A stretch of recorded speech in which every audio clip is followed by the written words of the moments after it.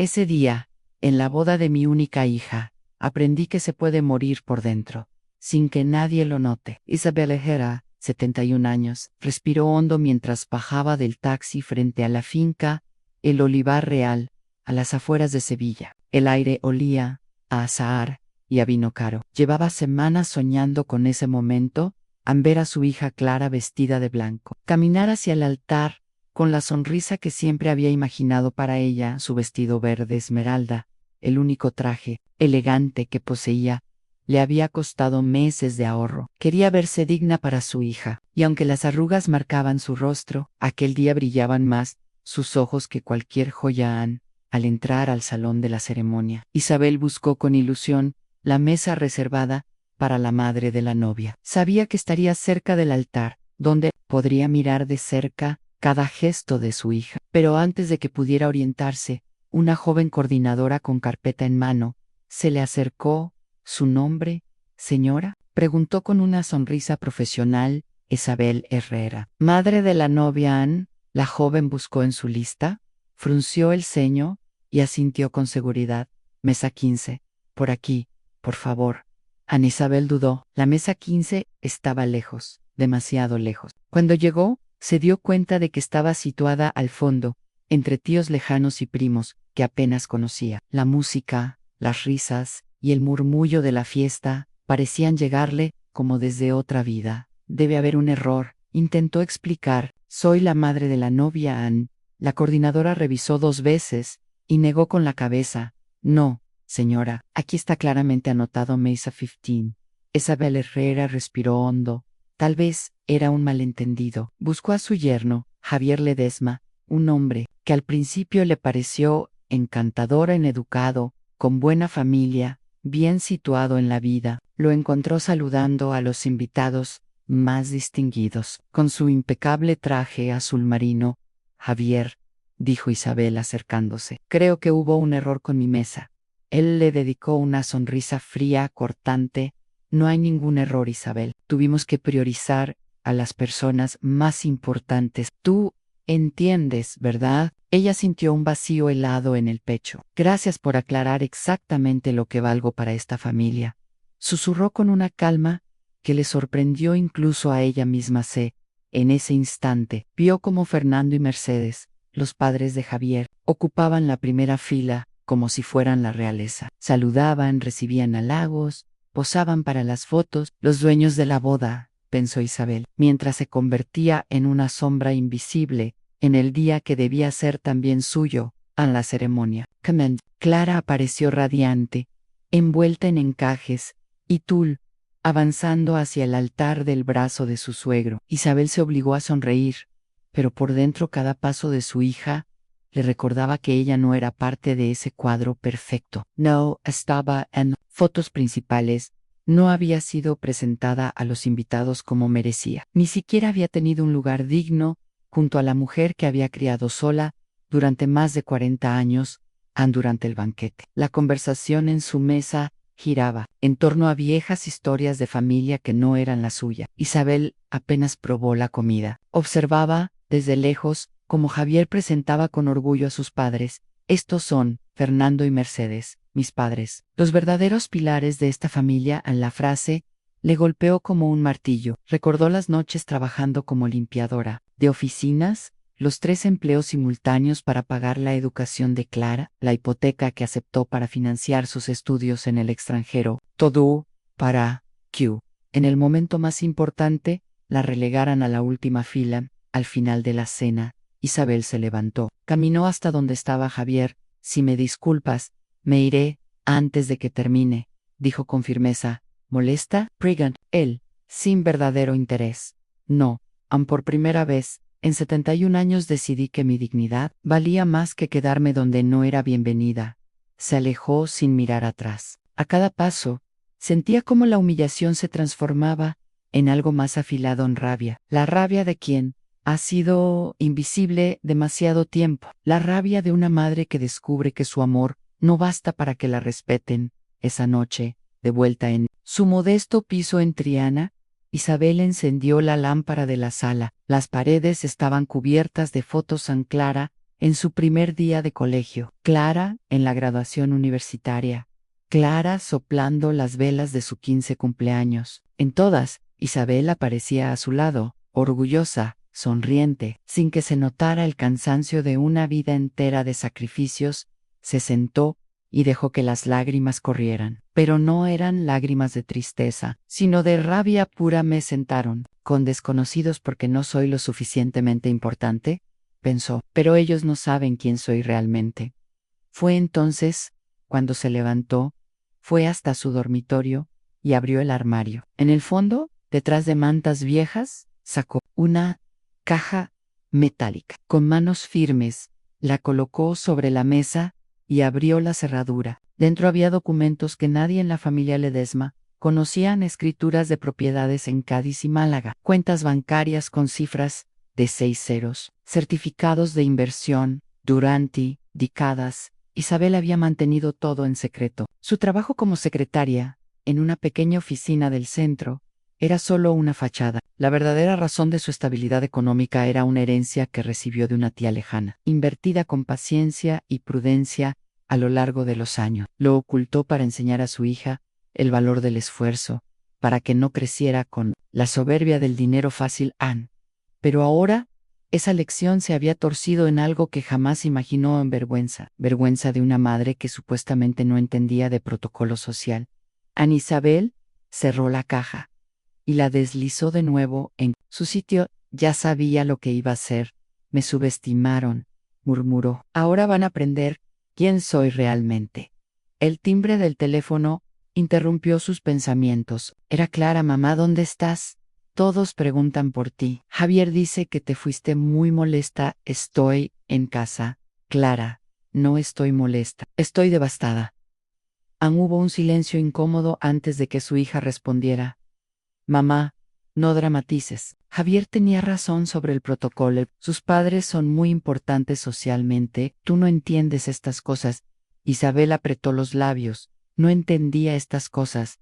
Tienes razón, hija. No las entiendo. Todavía colgó. Y en ese instante, algo cambió para siempre. No sería la mujer que baja la cabeza, no sería la madre invisible en la primera fila de la vida de su hija. Había llegado la hora de jugar con sus propias reglas. Me subestimaron, y ese fue su primer error. A la mañana siguiente, Isabel Herrera despertó antes de que saliera el sol. No había dormido casi nada. Se había pasado la noche repasando, una y otra vez, la frase de su hija. Tú no entiendes estas cosas. Cada vez que la recordaba, sentía una punzada en el estómago. Clara, la niña, a la que le había enseñado a saludar con educación, a sentarse erguida en la mesa, a mirar a los ojos, ahora pensaba que su madre no entendía de protocolo social. Y lo peor, lo decía con condescendencia, como si hablara con una extraña. Isabel se levantó despacio, fue hasta el armario y volvió a sacar la caja metálica. La colocó sobre la mesa de la cocina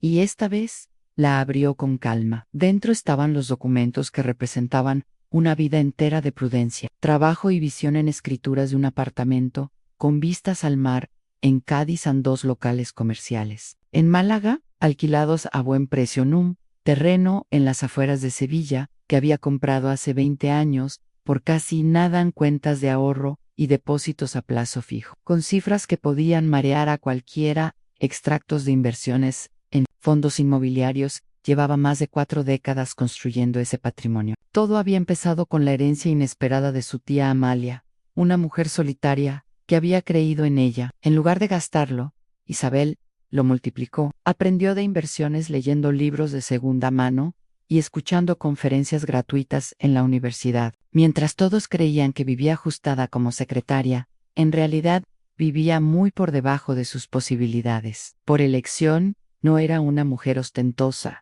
No necesitaba presumir, pero ahora entendía que su silencio había permitido algo terrible, en que los demás creyeran que podían menospreciarla sin consecuencias. Se sirvió un café fuerte y se sentó a la mesa. No tenía intención de vengarse con gritos ni con escenas dramáticas. Su venganza sería fría, calculada y devastadoramente efectiva. Si quieren ver a la secretaria pobre, murmuró, tendrán que buscarla en el pasado. Isabel Herrera se jubila hoy Esa misma mañana, llamó a Tadeo, su amigo de toda la vida, el único que conocía la verdad sobre sus finanzas.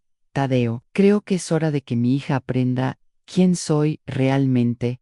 La risa grave del hombre resonó en el auricular. Isabel llevaba años esperando que dijeras eso. Ellos necesitan una lección que no olvidarán. Colgó y se preparó para el siguiente paso. Se vistió con su traje gris más elegante, ese que había guardado para una ocasión especial, y que, irónicamente, nunca había estrenado. Hoy, esa ocasión había llegado. Ann salió de casa con la cabeza en alto y caminó hasta la sucursal principal de su banco, en la Avenida de la Constitución. Al entrar, el gerente, el señor Martínez, la reconoció enseguida. Señora Herrera, qué gusto verla. ¿En qué podemos ayudarla hoy? Necesito hacer algunos movimientos importantes en mis cuentas, respondió con una sonrisa tranquila. El hombre revisó su ficha y su expresión. Cambió de cordialidad estándar a respeto absoluto, por supuesto. Con su patrimonio, podemos ofrecerle acceso inmediato a nuestros servicios exclusivos VIP en menos de una hora. Isabel había reorganizado varias inversiones y había abierto una nueva cuenta destinada a oportunidades estratégicas. Salió del banco con un plan en la cabeza y una sensación de control que no sentía desde hacía años. A la siguiente parada fue el Hotel Alfonso XIII, el más lujoso de Sevilla. Entró por el vestíbulo de mármol y se acercó a la recepción. Quiero una suite por tiempo indefinido. A la recepcionista. Al ver la tarjeta de crédito platino, cambió inmediatamente su tono. ¿Prefiere vista a la ciudad o al jardín, señora Herrera? A la ciudad, y que sea la suite presidencial. A minutos después, Isabel estaba instalada en un espacio que parecía sacado de una revista en techos altos. Muebles de época, cortinas de seda, una terraza con vistas a la Giralda. Costaba 500 euros la noche, pero no le importaba. No se trataba de lujo por capricho. Era una declaración, un símbolo de que había decidido dejar atrás la modestia forzada en esa tarde. Mientras organizaba su ropa en el armario, su teléfono comenzó a sonar. Era Clara. Mamá, la vecina me dijo que te vio salir con maletas. ¿Dónde estás? En un lugar mejor, hija. Un lugar donde me tratan con respeto. No seas dramática, mamá. ¿Estás en casa de la tía Maruja? No es siendo dramática, Clara, estoy siendo práctica, como tú me enseñaste. Ann colgó antes de que su hija pudiera responder. Luego, apagó el teléfono. Si querían saber de ella, que aprendieran lo que se siente no poder encontrarla al día siguiente. Isabel pidió cita con uno de los despachos de abogados más prestigiosos de la ciudad, Ann Herrera y Asociados. El socio principal, Iván Herrera, sin parentesco, la recibió en su despacho de cuero y caoba. Señora Herrera, ¿en qué puedo ayudarla? Isabel le contó, sin omitir nada, lo que había pasado en la boda y las actitudes de Javier y su familia. Lo que hicieron es moralmente repugnante, pero legalmente. Sus opciones son limitadas, dijo Iván, meditando. No quiero opciones legales. Todavía, Ann quiere opciones estratégicas. El abogado sonrió despacio. Comprendiendo esto, vea hacia educativo para ellos. Firmaron un contrato de representación. La maquinaria acababa de ponerse en marcha. Mientras tanto, en la otra parte de la ciudad, los Ledesma empezaban a ponerse nerviosos.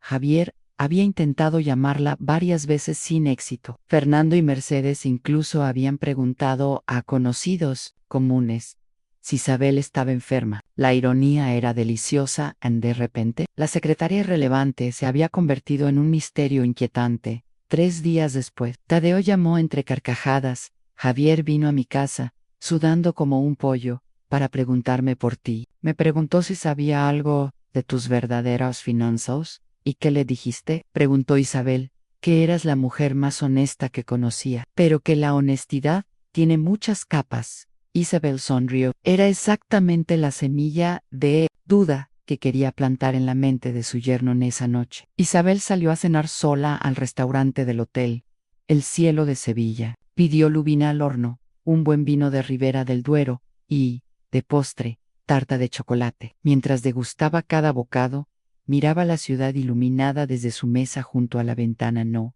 era solo una cena, era el inicio de algo mucho más grande. Su mente ya visualizaba la próxima jugada en un encuentro fortuito, en público, con Javier, uno que no podría olvidar jamás. Se acabó la invisibilidad, susurró para sí misma. Ahora van a verme, y no les va a gustar lo que vean. Si van a hablar de mí, será viéndome a los ojos. La mañana amaneció clara y luminosa en Sevilla. Desde la terraza de la suite presidencial del Hotel Alfonso XIII, Isabel Herrera observaba cómo la luz dorada bañaba la Giralda. Tenía el café en una mano y un plan perfectamente trazado en la cabeza. En ese día, Javier Ledesma no olvidaría su existencia en C. Vistió con cuidado. Optó por un traje color crema de corte impecable, blusa de seda marfil y unos zapatos de tacón, medio italianos, que había comprado años atrás, pero nunca estrenado. En las manos, un bolso de cuero que transmitía elegancia sin ostentación. El maquillage, sutil pero preciso, suficiente para resaltar su porte, sin caer en exageraciones. No se trataba de seducir ni de presumir, se trataba de transmitir una verdad incuestionable. Esa mujer no era la secretaria invisible que ellos creían. A media mañana, Isabel llegó al barrio de Santa Cruz, donde Javier trabajaba como agente junior en una de las inmobiliarias más exclusivas en Ledesma y Partners, inmobiliaria de lujo. El cristal de la fachada reflejaba el sol, y tras el mostrador de mármol, una joven recepcionista la recibió con una sonrisa automática. Buenos días. ¿En qué puedo ayudarla? Quisiera ver propiedades en la zona de Santa Cruz o en la calle San Fernando. Presupuesto, an 500.000 euros. Pago en efectivo. La recepcionista parpadeó, sorprendida por supuesto. ¿Me puede dar su nombre para que le asigne un agente? Isabel Herrera. La joven tecleó el nombre y se detuvo de repente, con una ceja arqueada. ¿Tiene relación con Javier Ledesma? Sí, soy su suegra. La recepcionista se puso rígida. No dijo nada más, pero en su rostro apareció una incomodidad. Isabel estaba segura de que en esa oficina ya habían escuchado la versión oficial de quién era ella en ese momento. Javier apareció al fondo, acompañando a una pareja elegante. Vestía su traje azul marino de siempre, sonrisa ensayada, pasos medidos. Cuando la vio, se detuvo en seco, como si hubiese visto un fantasma. La pareja curiosa siguió su mirada hasta posarla en Isabel. ¿Todo bien, Javier?, preguntó el hombre, ajustándose la corbata. Sí, claro, respondió Javier, pero su voz carecía de firmeza. Isabel avanzó con una serenidad calculada. Hola, Javier. Qué coincidencia encontrarte aquí. Estaba consultando sobre propiedades en Santa Cruz. ¿Conoces el sector? La pareja intercambió miradas. El hombre sonrió con cortesía. Es familia suya. Es mi suegra, dijo Javier, como si estuviera confesando un crimen. Isabel les estrechó la mano. Encantada, Isabel Herrera. Javier no me ha contado nada de ustedes, pero estoy segura de que están en buenas manos. Yo también busco en la zona, aunque mi presupuesto es un poco menor. Solo 500.000 en efectivo. El rostro de Javier se tensó como una cuerda a punto de romperse. La pareja lo miró con nueva curiosidad. Vaya, qué interesante, comentó la mujer. ¿Usted también se dedica a los bienes raíces? No, querida, trabajo en el sector administrativo. Nada tan emocionante como lo que hace Javier. Cuando la pareja se alejó, Javier la llevó a un rincón, apretando el brazo de Isabel con demasiada fuerza. ¿Qué demonios estás haciendo aquí? ¿De dónde sacas 500.000 euros? Sí, como tú, Javier, respondió ella con inocencia fingida. Como una persona respetable. Él apretó la mandíbula. Tú no tienes esa cantidad de dinero. No hay teatro, Javier. Estoy comprando una casa donde las personas importantes sean bienvenidas en la primera fila. El silencio entre ellos estaba cargado de electricidad. Él intentó reírse, pero era una risa nerviosa. Esto es por lo de la boda, Teresa, corrigió Isabel. Gasté más en mi corbata de boda que lo que tú ganas en un mes. ¿Sí? ¿Cuánto costó tu corbata? 500 euros, seda italiana. interesante. Ayer gasté esa cantidad en el almuerzo, en el Alfonso XIII. El servicio a la habitación es excelente. El color desapareció del rostro de Javier en ese momento. Clara entró en la oficina. Llevaba el pelo recogido y la cara ligeramente enrojecida, como si hubiera llegado deprisa. La recepcionista me dijo que estabas aquí, dijo, mirándola de arriba abajo. ¿Qué es todo esto? Estaba consultando propiedades con tu esposo. Es muy profesional, aunque creo que se sorprendió con mi presupuesto. ¿Cuál presupuesto? Preguntó Clara, mirándolo a él. 500,000 en efectivo, respondió Javier con voz ronca. Clara se rió, una risa aguda y tensa. Mamá, deja las bromas, no es una broma. Clara, es hora de que sepas quién soy realmente. Anne sacó de su bolso un extracto bancario reciente y se lo entregó a Javier. Por favor, léelo en voz alta para que tu esposa escuche en él. Lo tomó con manos temblorosas. Sus ojos recorrieron los números y se quedaron fijos, como si no pudiera creerlos. Su piel se volvió pálida. Esto no puede ser real. En Clara le arrancó el papel de las manos y lo leyó en silencio. Su expresión cambió de confusión a incredulidad y finalmente a una mezcla de sorpresa y vergüenza. 850,000 euros. Mamá, ¿de dónde? ¿Cómo? Isabel sonrió con calma. 40 años de trabajo inteligente, inversiones cuidadosas y vida austera. 40 años fingiendo que no tenía dinero para que mi hija aprendiera el valor del esfuerzo. Y, por lo visto, fracasé en esa parte. La oficina estaba en un silencio sepulcral. Otros empleados fingían trabajar, pero escuchaban cada palabra. Javier intentaba mantener una postura profesional, pero el sudor en su frente lo delataba. Ana Isabel se volvió hacia la recepcionista, que observaba con los ojos como platos. ¿Podría agendarme una cita para mañana? Me interesa esa propiedad de la calle San Fernando. Por supuesto, señora Herrera, será un honor ayudarla, respondió, con una sonrisa que no ocultaba su curiosidad. Ana Isabel caminó hacia la salida con pasos firmes. Antes de cruzar la puerta, se detuvo y miró a Javier por encima del hombro. Y sobre esa luna de miel que queríais, os sugiero reconsiderar el presupuesto. 12,000 euros es mucho para una secretaria de oficina. No esperó respuesta. Afuera, el sol de mediodía iluminaba las calles estrechas del barrio. Isabel respiró hondo. Esa había sido la primera jugada, y había salido exactamente como querían. Ahora saben que existo. La próxima vez sabrán que mando Anne la primera fila. ¿Se gana? No se concede por apellido. 3 días después de incidente en la inmobiliaria, Sevilla se preparaba para una de esas noches que marcan el calendario social, a la gala benéfica anual en el Hotel Alfonso XIII, organizada por el Círculo Cultural y Empresarial de Andalucía. Políticos, empresarios, artistas y viejas familias de Abalengo se darían cita para apoyar una causa noble, aunque todos sabían que el verdadero espectáculo era mirarse unos a otros. Ana Isabel Herrera tenía una invitación VIP, la había conseguido sin dificultad, a una donación de 5,000 euros a la Fundación Benéfica, cantidad que para ella era una inversión estratégica. Si iba a dar un golpe, pensó, sería en el escenario más visible posible. Esa tarde se vistió con un conjunto largo color burdeos, T-Court, elegante, joyas discretas pero auténticas, y un chal de seda negra que caía suavemente sobre sus hombros. En el espejo, vio a una mujer segura, firme, que ya no pedía permiso para existir. Hoy no eres la secretaria invisible, Isabel, se dijo. Hoy eres la mujer que ellos nunca vieron venir.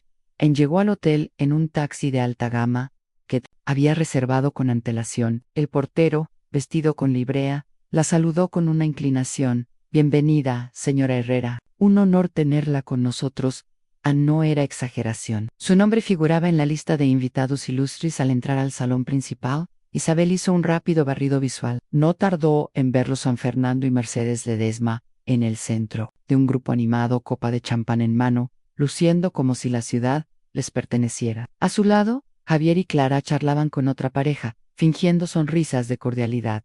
Ana Isabel no se acercó de inmediato. Primero, dejó que ellos la vieran. Fue Fernando quien la detectó, y aunque intentó mantener la compostura, su leve rigidez delató que no la esperaba. Mercedes, en cambio, palideció un instante antes de recomponer su máscara social. Anne Isabel se unió a un pequeño corrillo de conocidos suyos, un arquitecto famoso, la directora de una galería de arte y un abogado influyente. La conversación giró en torno a inversiones en la costa andaluza, y fue la directora de la galería quien, curiosa, le preguntó: ¿Y usted, Isabel? ¿En qué sectores invierte? Diversificado, respondió con una sonrisa. Profit, residenciales de lujo, algunos locales comerciales y participaciones en proyectos de desarrollo. Mi portafolio actual ronda los 850.000 euros. El arquitecto silbó suavemente impresionante. No es común oír eso en este círculo de alguien recién llegado. Bueno, Isabel alzó una ceja. A veces lo nuevo solo parece nuevo porque antes no te miraban. Anne. La conversación se detuvo cuando Mercedes, con paso decidido, pero sonrisa forzada, se acercó a Isabel. Querida, qué sorpresa verte aquí. ¿Sorpresa?, preguntó Isabel, con fingida inocencia. ¿Acaso las secretarias no pueden apreciar el arte y la filantropía? El grupo intercambió miradas incómodas. Fernando llegó enseguida, intentando suavizar la tensión. Isabel ha sido muy generosa con nuestra familia, dijo, con voz más alta de lo necesario. Generosa es una palabra interesante, Fernando, replicó ella con tono amable. Supongo que 45.000 euros podrían considerarse generosos para una secretaria, ¿no? El arquitecto y la directora de la galería se miraron con sorpresa. Mercedes titubeó. Perdona, es lo que gasté en la boda de Clara. ¿Y Javier?, aclaró Isabel, fue mi regalo para la familia. El silencio se espesó. Clara, que se había acercado discretamente, abrió la boca como para decir algo. Pero Isabel continuó: por supuesto, esa cantidad es insignificante comparada con lo que invertí en la educación de mi hija, pero cuando uno ama, Elden, no importa un hombre mayor, con porte aristocrático y voz grave, intervino. Disculpe, señora Herrera, pero ¿cómo es que nunca la hemos visto en estos eventos? Porque estaba ocupada trabajando y construyendo mi patrimonio, dijo Isabel, sin titubear. A veces, la gente confunde discreción con inexistencia. A Mercedes intentó una risa ligera. Bueno, creo que todo ha sido un malentendido, sí, especialmente en la boda de mi hija. Cuando me sentaron en la mesa 15, añadió Isabel, dirigiendo la mirada hacia Fernando. Me explicaron que habían priorizado a las personas más importantes. El aristócrata frunció el ceño. La madre de la novia, en el fondo, eso no se hace. Es protocolo básico.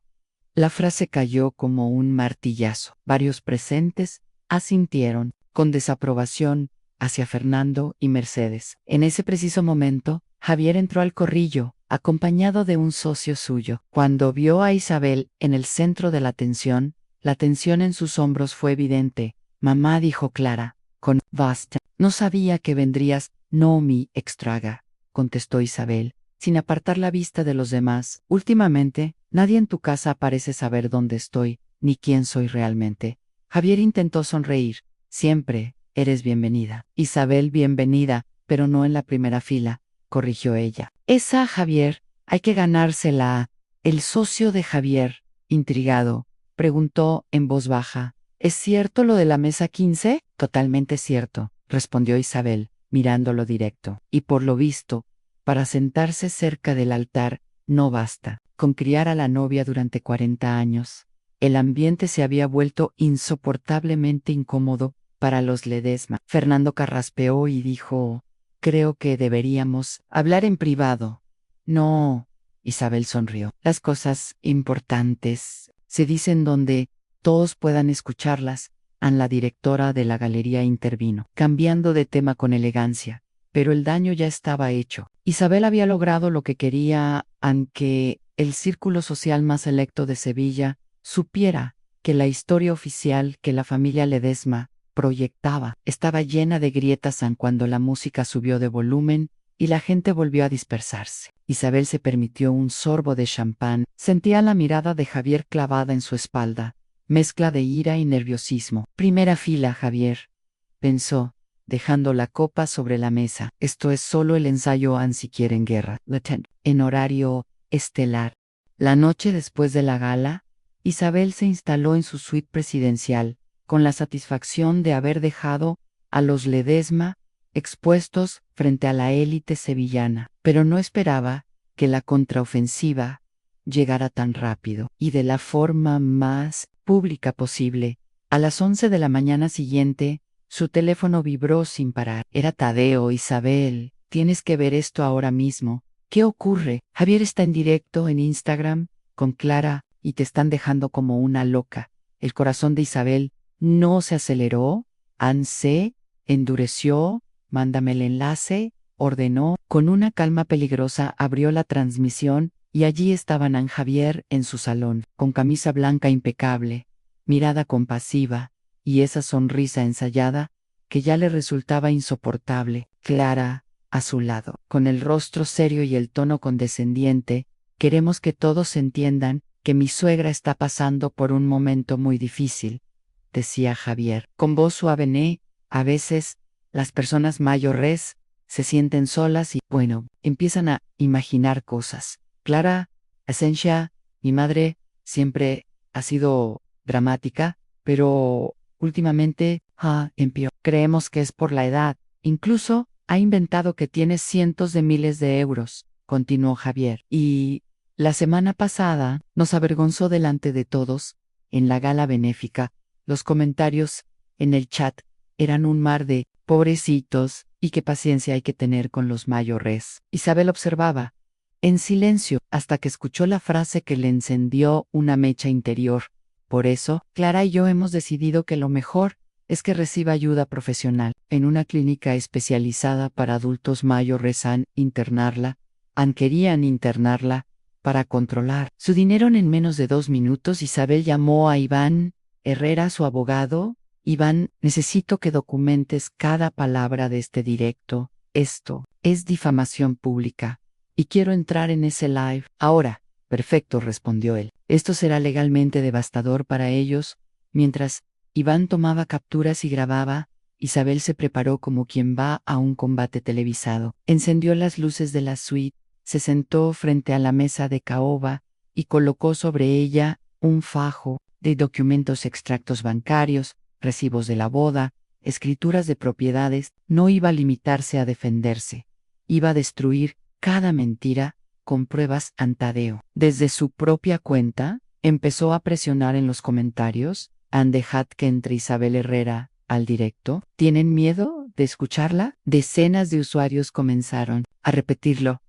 Ann Javier miraba de reojo el chat, incómodo. Finalmente cedió. Bueno, si Isabel quiere unirse, que lo haga a la pantalla. Se dividió en dos y la imagen de Isabel apareció, impecable, con un fondo que delataba lujo y orden. Nada de una mujer desorientada o fuera de sí. Hola, Javier. Hola, Clara. Interesante lo que estáis contando, saludó, con voz serena. El chat explotó. Vaya presencia. Esa señora no parece loca. Espero que esto te ayude a entender que solo queremos lo mejor para ti, intentó Javier. Lo entiendo perfectamente, replicó Isabel. Quieren internarme para poder controlar mi dinero. Es una estrategia antigua, pero poco creativa. Ann Javier se removió en su asiento. Eso no es cierto. Claro que lo es. Y ya que estamos aquí, ¿por qué no aclaramos unas cosas? Tío, Isabel, levantando un papel. Por ejemplo, ¿cuánto creéis que pagué por vuestra boda? Unos 5.000 euros, aventuró Clara. Interesante. Este recibo del catering dice 45.000, pagados desde mi cuenta personal. El chat se llenó de mensajes. ¡Boom! Que enseñe más. Se acabó la mentira. A uno. Isabel mostró los documentos en transferencias, pagos de proveedores, facturas, DeFlores, fotografías de recibos con su firma. Después, levantó un extracto bancario con el saldo visible, 850.0 euros en activos líquidos. El silencio en el chat duró un segundo, antes de convertirse en un rugido virtual. No está loca, Elmenti. Respeta a tu suegra. ¿Alguno quiere explicar por qué una mujer con esta cuenta bancaria ¿Necesitaría ser internada en una clínica?, preguntó Isabel. Con ironía, Javier murmuró: eso podría ser falso. Llama al banco. El número está aquí. Te espero, lo interrumpió ella, con una seguridad que cortaba el aire en Clara, visiblemente afectada. Murmuró: mamá, yo no sabía. No sabías porque no quisiste saber, hija. Nunca te preguntaste cómo una secretaria pobre pudo pagar tu colegio privado y tu máster en Javier. Desesperado, trató de recuperar terreno. Esto es manipulación emocional. Está usando el dinero para controlarnos. Manipulación es mentirle a tu esposa sobre tus ingresos y tus deudas. Javier. Ana Isabel levantó otro documento. Aquí está el informe de un investigador privado. Ingresos reales de Javier en 35.0 euros anuales, no 60.0 como le dijiste a Clara, y deudas en tarjetas de crédito en 42.0 euros. El chat estalló. Parásito, ¿qué hace fortunas? Déjalo. Clara se volvió hacia su marido, incrédula. ¿Es cierto? Él balbuceó. Son gastos temporales, como el anillo de compromiso, que dijiste que era una reliquia familiar. Atao Isabel. Lo compraste en cuotas San Fernando y Mercedes, que aparecieron fugazmente en el fondo. Parecían estatuas de sal y, por si fuera poco, contrataste un investigador para saber cuánto dinero tenía yo. Antes de pedirle matrimonio a Clara, añadió. Isabel, eso no es verdad, gritó Javier. Pregúntale a tu investigador si no le pagaste un adelanto de 2.0 euros. El año pasado, replicó ella, sin perder la calma.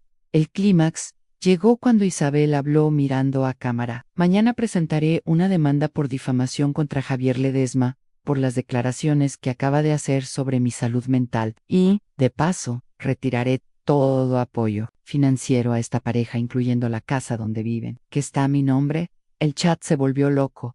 Heinau, Justiciau, Vivau Isabel. Clara, entre lágrimas, susurró: la casa también.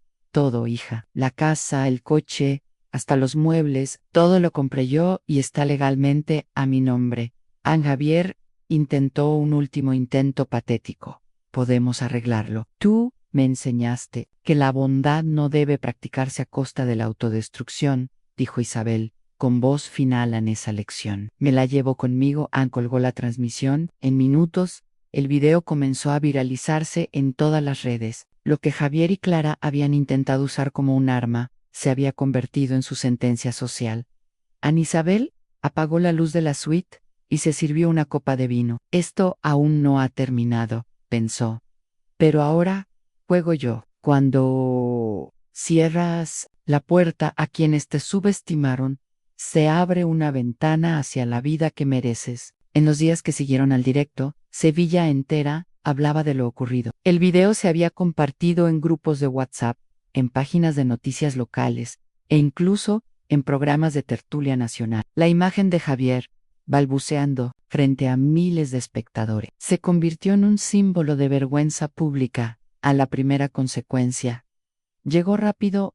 Anne. Javier fue citado por el director de Ledesma and Partners. En menos de una semana, su contrato fue rescindido por motivos de reputación corporativa. Clara, por su parte, dejó de publicar en redes sociales y desapareció de la vida social. El apellido Ledesma ya no era sinónimo de prestigio en ciertos círculos. Ahora, era un recordatorio incómodo de que nadie está a salvo cuando subestima a la persona equivocada. Ampara Isabel. Sin embargo, aquellos días fueron un bálsamo. Se permitió algo que hacía décadas no practicaba: vivir para sí misma. Volvió a Cádiz, a su apartamento frente al mar, ese que había mantenido vacío para algún día. Ahora, por fin, ese día había llegado. Anne cada mañana abría las ventanas y dejaba que la brisa salada llenara la casa. Pintó las paredes de blanco, puso plantas en la terraza y colgó en el salón una única foto de Clara niña, tomada mucho antes de que la distancia emocional se instalara entre ellas.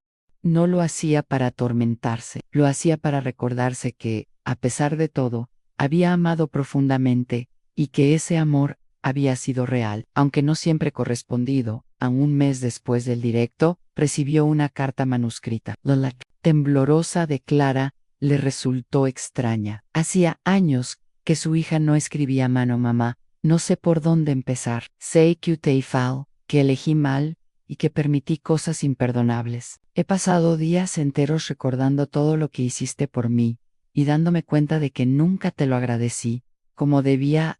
Te pido perdón, no por lo que pasó solo en la boda, sino por cada vez que no te defendí, por cada vez que me avergoncé de ti, Javier, y yo ya no estamos juntos. He pedido el divorcio. Espero que algún día podamos hablar, no como madre e hija rotas, sino como dos mujeres que quieren reconstruir lo que nunca debió romperse. Isabel leyó la carta 3 veces. Parte de ella quería responder de inmediato, abrazar a su hija y cerrar la herida. Otra parte, más cauta, le decía que las palabras escritas no siempre se traducen en cambios reales. Doblar la carta y guardarla en un cajón fue su forma de darse tiempo. Mientras tanto, Iván Herrera, su abogado, le presentó un informe sobre la demanda por difamación contra Javier. El proceso sería largo, pero las pruebas del directo eran tan contundentes que las probabilidades de ganar eran altísimas. Isabel no buscaba dinero, buscaba dejar constancia legal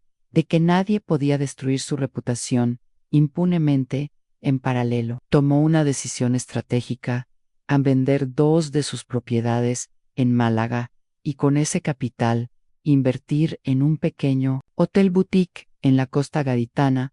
Quiero que sea un lugar donde las personas mayores viajen sin ser tratadas como invisibles, explicó al arquitecto. Un sitio donde la dignidad sea parte del servicio. El arquitecto sonrió. Suena como mucho más que un negocio, Isabel. Exactamente, respondió ella. Es una declaración. Un domingo por la mañana, mientras tomaba café en la terraza del Hotel Alfonso XIII, sí, seguía visitándolo de vez en cuando, se cruzó con Fernando y Mercedes. Ellos vacilaron, como si debatieran si saludarla o no. Finalmente, fue Mercedes quien habló. Isabel, buenos días, respondió ella, sin levantarse. Hubo un silencio incómodo. Fernando intentó sonreír. Queríamos decirte que lamentamos cómo se dieron las cosas. Isabel los observó un instante y luego asintió. Lamento que no lo lamentaran antes. Que tengáis un buen día. No hubo rencor en su voz, solo encierro. Entendía que el perdón no siempre se da para salvar una relación. A veces se da para salvarse a una misma y ya. Los meses pasaron, la demanda avanzaba, su hotel boutique tomaba forma, y sobre todo, Isabel sentía una ligereza nueva. Se había liberado de la necesidad de ser aprobada por quienes nunca la valoraron. Ahora, su círculo estaba formado por amigos de verdad, personas que la conocían por lo que era, no por lo que aparentaba en una entrevista para una revista local sobre mujeres empresarias. Le preguntaron cuál había sido el punto de inflexión en su vida. Isabel sonrió antes de responder. El día que decidí sentarme en la primera fila de mi propia vida, una tarde, ya instalada en su nueva casa junto al mar, Isabel se sentó en el porche, mientras el sol se hundía en el horizonte. Tomó la carta de Clara, la volvió a leer y la dejó sobre la mesa. No sabía si respondería mañana, el próximo mes o nunca. Lo único que sabía era que, por primera vez, sus decisiones no estarían guiadas por la culpa, sino por el amor propio. A veces, pensó, perderlo todo es la única forma de encontrarte a ti misma. Respiró hondo, escuchando el romper de las olas. No necesitaba más. Tenía paz, tenía dignidad y, sobre todo, tenía la certeza de que jamás volvería a permitir que alguien la relegara a la última mesa. Queridos amigos, gracias por haberme acompañado hasta aquí, por escuchar mi historia entera, con sus heridas y sus victorias. He aprendido que el respeto no se pide, se demuestra, y que la bondad, si se practica a costa de la propia dignidad, no es bondad, es rendición. Ahora quiero preguntaros algo. ¿Cuántas veces habéis dejado que alguien decida en qué fila de vuestra vida debéis sentaros y qué vais a hacer para recuperar vuestro lugar?